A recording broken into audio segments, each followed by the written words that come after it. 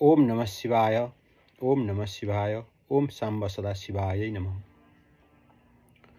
रुद्र संहिताको सृष्टिखण्ड अन्तर्गत केही अति उपयोगी शब्दहरूलाई लिएर आएको छु। पहिलाको प्रथम खण्ड, द्वितीय खण्ड, तृतीय खण्डमा विद्येश्वर संहिताको साध्य, साधना र साधकको बारेमा वर्णन गरिएको थियो। अहिले रुद्र संहिताको सृष्टि खण्डको वर्णन गर्न गइरहेको छु, जो संसारको सृष्टि, स्थिति र संहारको एकमात्र कारण, प्रकृतिदेखि पर रहेको आफ्ना मायाले सम्पूर्ण जगतको सृष्टि गरेर आकाश जस्तै भित्र बाहिर सर्वत्र व्याप्त भएका अनादि शान्त अद्वितीय अचिन्त्य र ज्ञान स्वरूप पुरुषोत्तम भगवान शिवलाई सदा प्रणाम गर्दछु। ओम नमः शिवाय, ओम नमः शिवाय, ओम नमः शिवाय।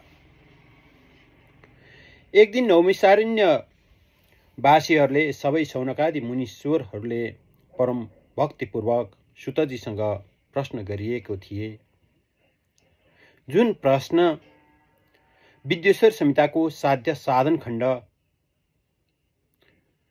श्रवण गरिसक्यौं, जुन आदि कथा हो, जुन भक्तहरूको एकदम प्यारो र रमणीय थियो।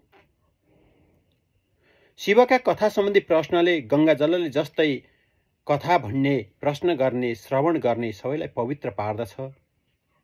भगवान शिवको गुणानुवाद सात्विक, राजस र तामस 3 प्रकारका स्वभाव भएका मनुष्यहरूलाई सदा आनन्ददायी गर्दछ। सबै प्राणी शिवको माया जान्न सक्दैनन्, त्यस्ता शिवमा आत्मसमर्पण गर्ने भक्त मात्र जान्दछन्। शैवी महामायाको गतिलाई विष्णु, ब्रह्मा आदि देवता पनि देख्न र जान्न सक्नुहुन्न थियो। नारद मुनिको मोह नारदलाई माया रूपी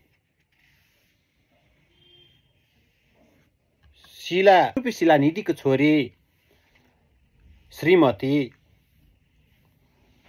अथवा विश्व मोहिनी अर्थात् श्रीमती नामले प्रख्यात कन्यासँग विवाह गर्न मन लाग्नुभयो।